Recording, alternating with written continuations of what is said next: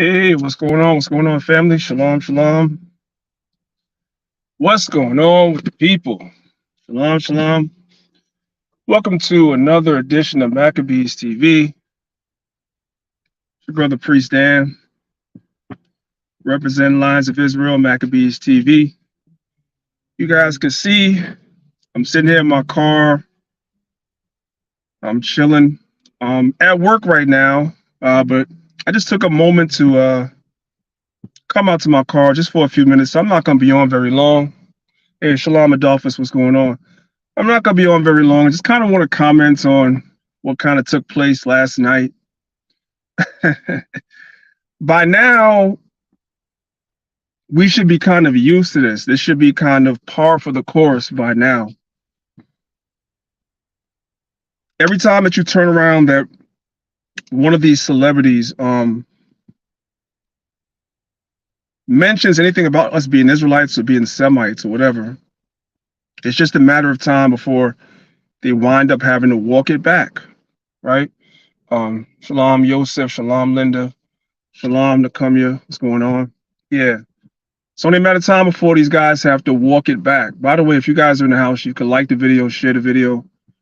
I'm not going to be on too long, and I may or may not even leave this video up. Just wanted to kind of get it off my chest. And also for anybody that's watching that's not aware of what's happening. So last night on Clubhouse, Amari Stoudemire, you guys might remember Amari Stoudemire, the basketball player that used to play for the Phoenix Suns, and eventually he came and played for the Knicks for a few years.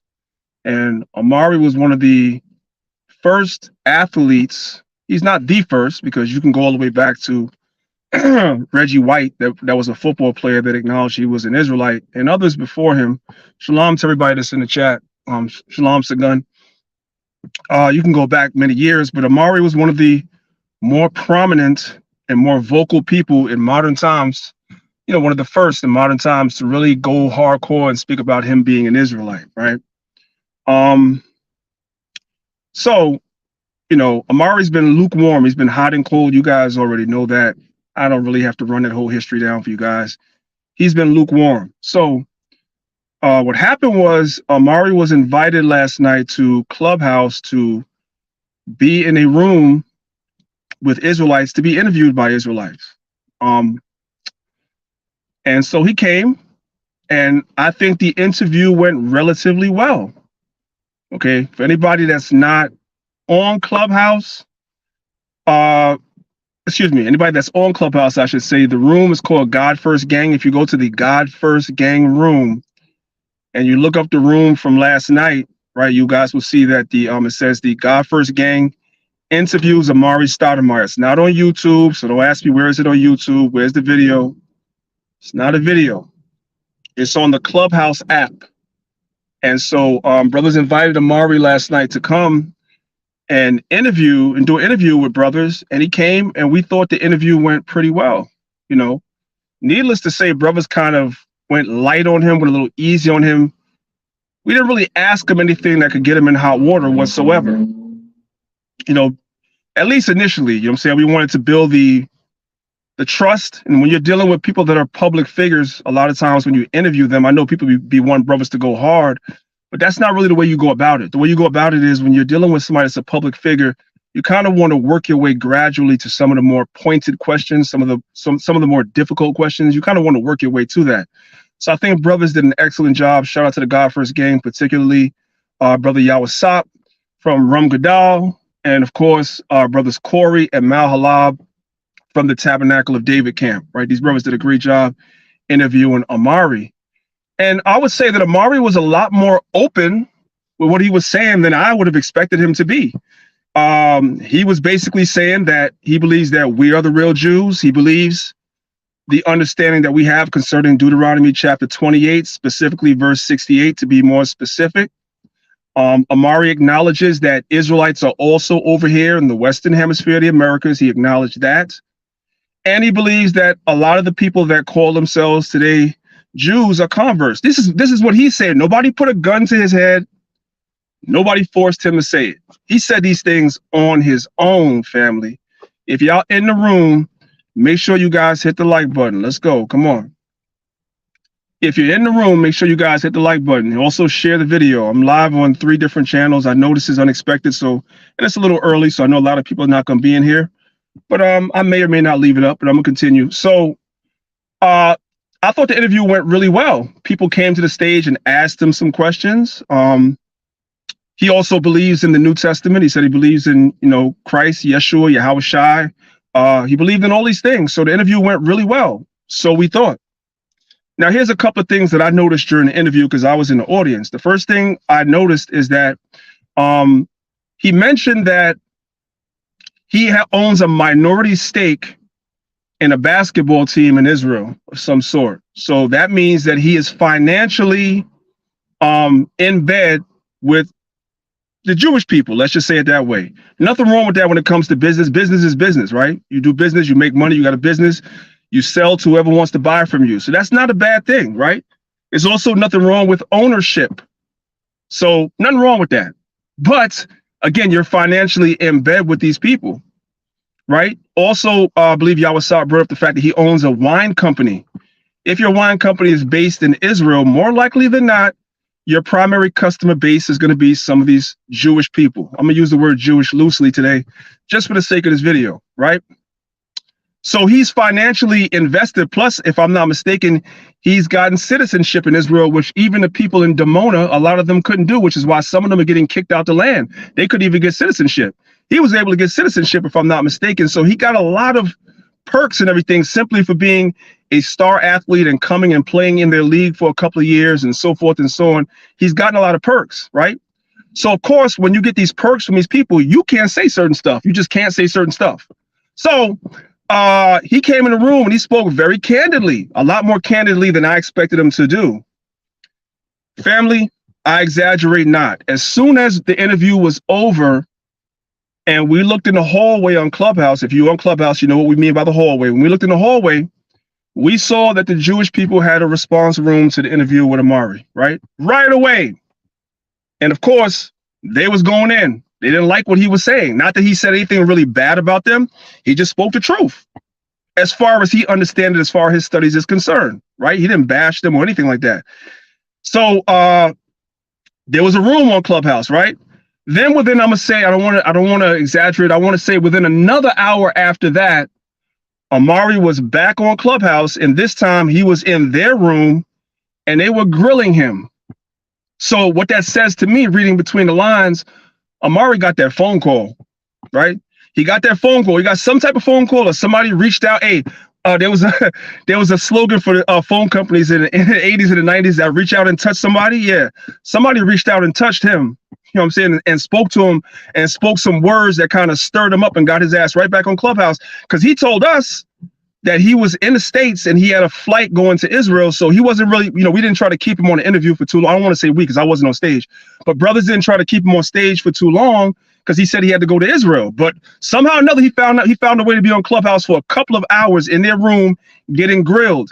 And everything that the man told us in our room about believing us to be Jews, believing in the Messiah, them being converts, everything that he said, he took it back.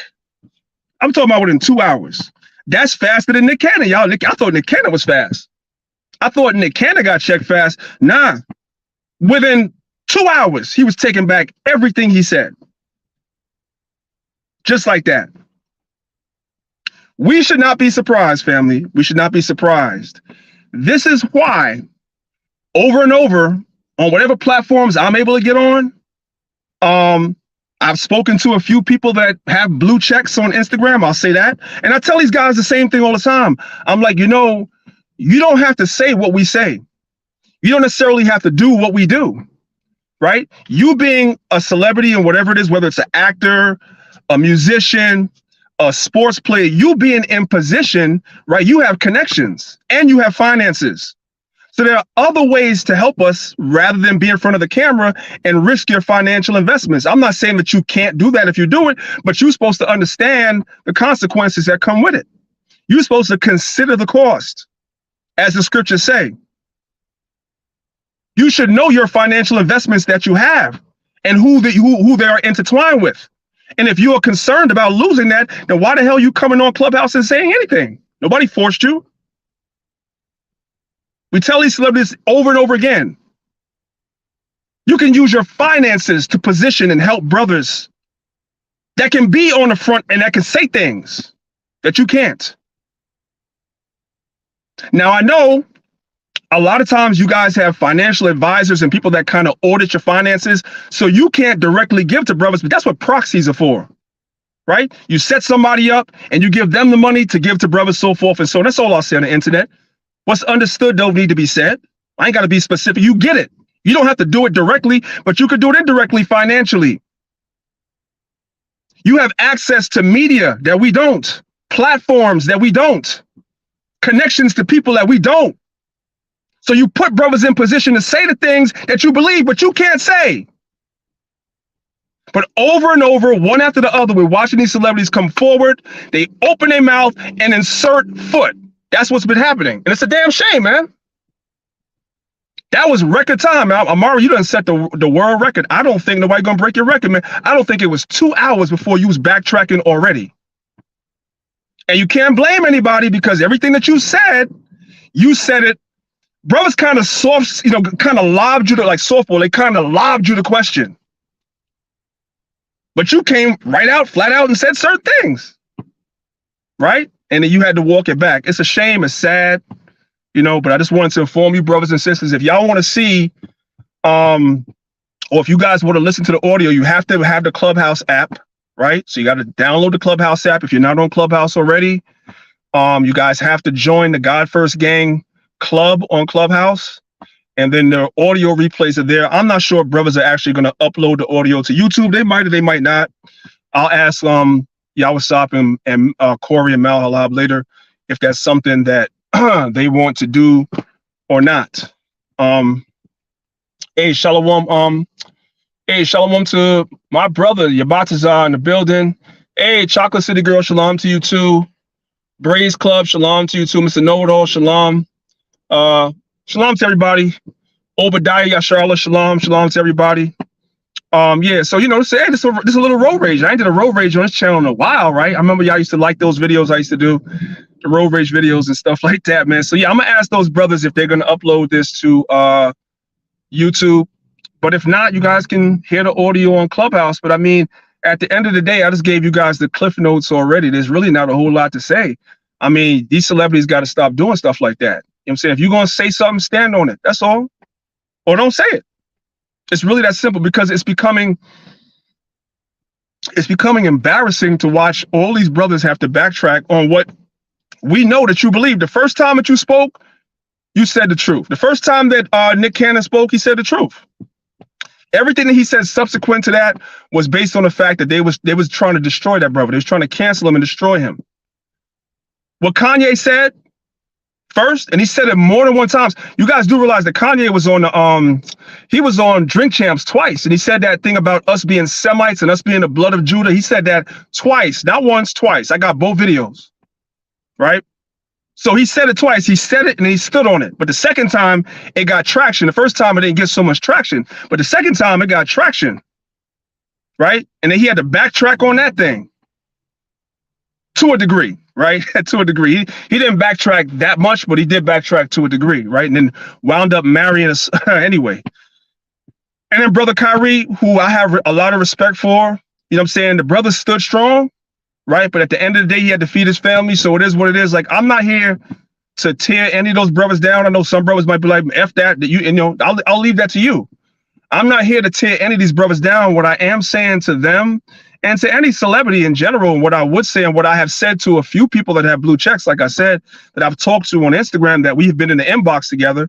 First, I would never say who it is, but number two, I've said the same thing. I'm like, yo, bro, you ain't got to say nothing. You don't have to necessarily come out and say anything if you're concerned, but just help, right? The scriptures teach us in the book of Corinthians about the body. And one of the functions of the body is you're going to have people that are helps. I think people forget that scripture. Everybody's not going to be a prophet. Everybody's not going to be a teacher. Everybody's not going to have different gifts. Some people are just going to be here to help. And you help according to your position in life. Your position might be to help financially. Your position might be to help because you have connections, whatever it is, then you do that. You don't have to necessarily do what the brothers that be in front of the camera do. I don't know how many times we got to tell these brothers this, but it's like one after the other after the other. It's becoming predictable. It's like watching a movie. Oh shoot. It's almost an accident, y'all. Don't mind me. It's almost like watching a movie 5 times, right? And by the time you watch the movie the 3rd or 4th times, you already know you could basically say the jokes or say the lines before they even said, because you done seen this. This is what we're seeing with these celebrities over and over and over again. So it's interesting. I just wanted to speak on that really quickly, man. You know, yeah, if the video gets uploaded to YouTube, I will definitely let you guys know about that. I'm not gonna be before you guys long because I'm about to go into the gym real quick for an hour. But I just want to talk about 2 more things really quickly, if I could, and I appreciate those of y'all that are listening. Number 2, I've said this to a lot of people privately, and now I'm going to say it publicly, because I've been saying it to a lot of people for a long time, and I'm seeing it happening.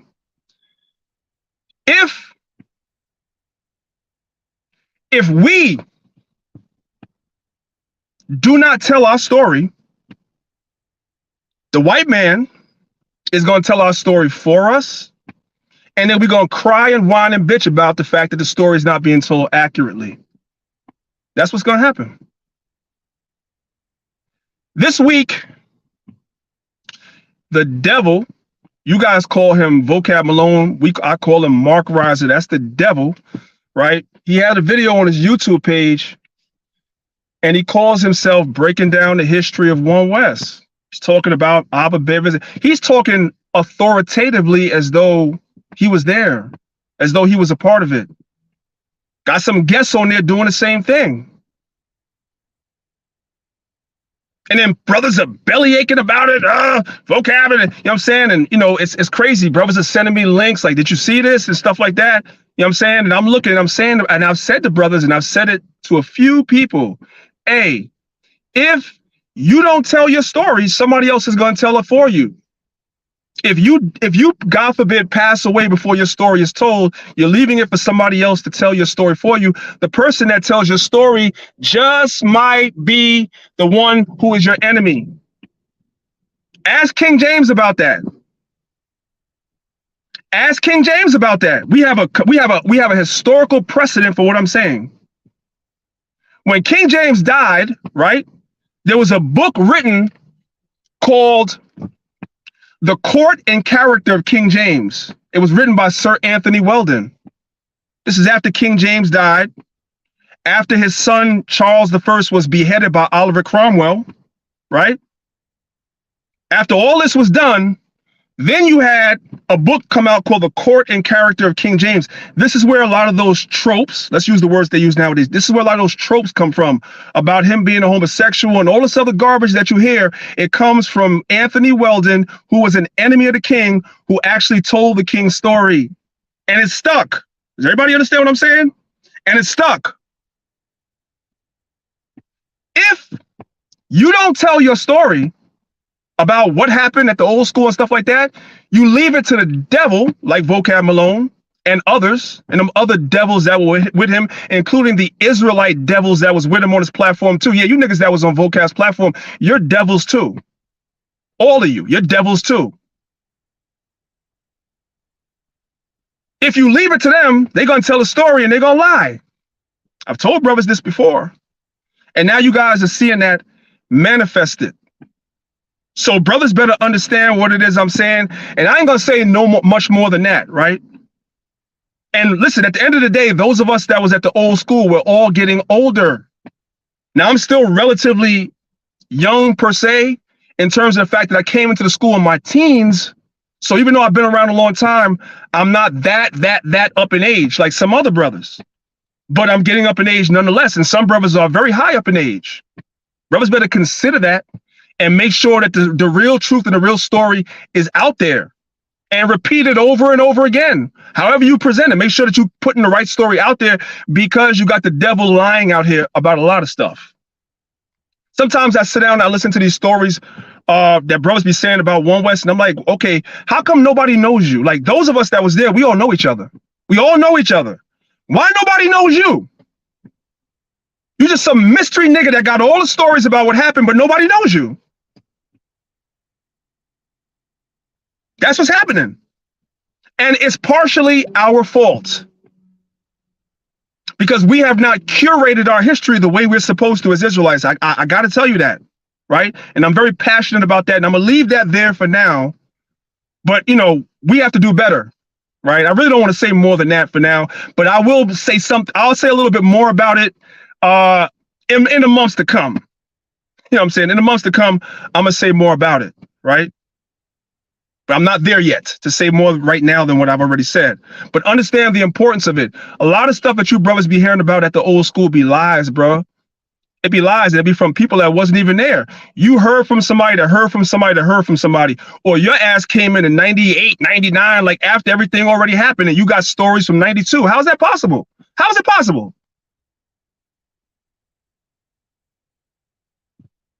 Right. Nobody knows that guy. Who knows Faithful? Nobody knows him.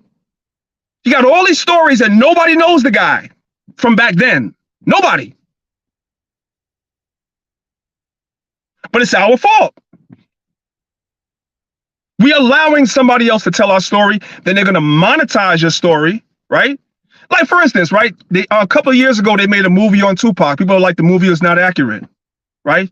People made a movie on Biggie Smalls. People are saying that the people that were actually involved don't like the way the movie was put together, right? Little Kim didn't like the movie. Other people didn't like the movie. She didn't like who they cast as her character, and she didn't like the way the story was presented. The same is true for Tupac. Y'all don't see that? We have contemporary examples in our lifetime of people that was around in our lifetime in the 90s making music. They died. Somebody else told a story, and the people that were involved in the story are saying that's not what happened.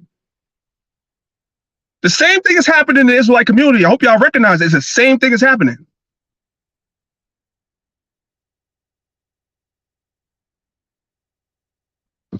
So I just wanted to sound the alarm on that, but it's okay. It's going to be okay. That's all I can really say about that for the time being. So that is my rant. Let me see what time it is. I got to go in the gym and work out, man. I only got 45 minutes, which should be sufficient. Yeah, I got to go in the gym and work out. So that's pretty much my rant for this morning. I know I haven't done these road rage series like I used to do them and stuff like that. That's just because I actually changed my schedule. I used to go to the gym in the afternoons, right? But now I go to the gym at 5 o'clock in the morning, which is when I used to do my road rages. So that's why I haven't been doing them. But from time to time, you know, I'll have to come outside my job and vent, and I'll do that because I know you guys would be liking to see the priest vent a little bit. Really quickly, just a couple of points to note.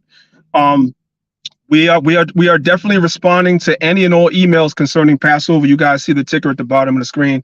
For us, Passover is April 3rd, 2023. It's going to be held in Newark, New Jersey. If you have sent me an email, you will either you got a response already or you will have a response by tomorrow, right? And we'll let you know exactly what's expected, what we need, so forth and so on. We're not contentious over the dates. We're not argulites. There's enough argulites already. I call them argulites. People like to argue about everything. How about an argulite? April 3rd is when we're having ours, right? If you're April 1st, if you're April 5th, whenever you're having yours, just keep the law, statutes, and commandments. We'll see eye to eye when Yahweh Shah comes back as far as the calendar and how the calendar is understood. So the email is at the bottom. Please check that out. I want to thank everybody that has been supporting the camp, you know what I'm saying, going to our website and donating and supporting the camp. I want to give a shout out to everybody that's done our academy. You brothers that have done the academy all the way through the 6 months. You guys are going to graduate at Passover, so shout out to y'all. I definitely appreciate y'all doing that. And lastly, of course, everyone that watches our Sabbath class, if you guys are not familiar, if you're not aware, we have our Sabbath class every Saturday, 10 a.m. Eastern time on this channel and on our other YouTube channel, Lions of Israel class. We're live on both channels every Saturday, 10 a.m. Eastern Standard Time. And we've been doing a lot of work in these classes. We've been going over a lot of history, information overload, and Most High allowed that will continue on this upcoming Sabbath. So again, family, I appreciate you brothers and sisters listening. I love y'all. Most High bless each and every one of you brothers and sisters. I'm trying to see. I want to make sure I didn't leave anybody out when I'm supposed to be shouting out. Let me see.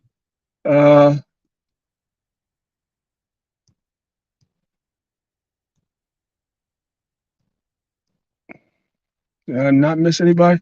I think I shouted everybody out. I don't think I yeah.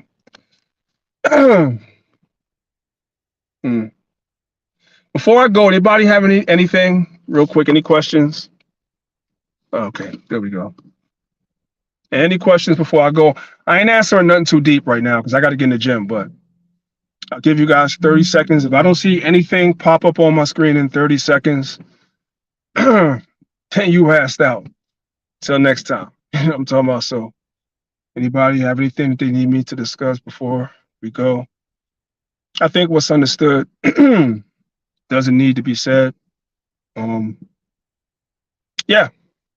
Well, alrighty then. I think I done touched everything because y'all ain't saying nothing. So, Messiah, you, it's on Clubhouse, and I know it's on Clubhouse, and I know, you know what I'm saying, you're not on Clubhouse anymore, you know. So, unfortunately, that's where it is. So, sorry, bro.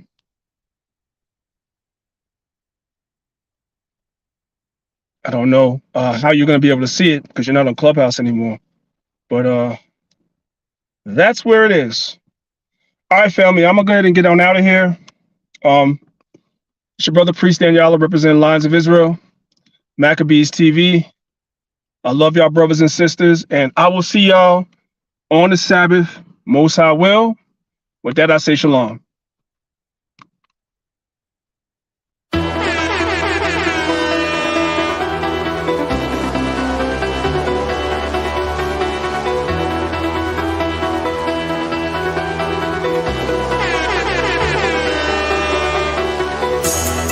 And I beheld heaven open, and behold a white horse. And he that sat upon him was called Faithful and True, and in righteousness he doth judge and make war. We are at so you better lace your straps up. Physical and spiritual. We're at war, so you better lace your straps up. Man, the hell up this room. This is war. We are at war. So you better lace your straps up. And spiritual. We're at war. So you better lace your straps up. Big tanks, warships, and planted hands with small chips. North Korea, Russian spies, war is at our doorsteps. History doesn't lie, they beat the slaves with horse whips. So I think it's only right we pay them back with sword tips. End of time, spoken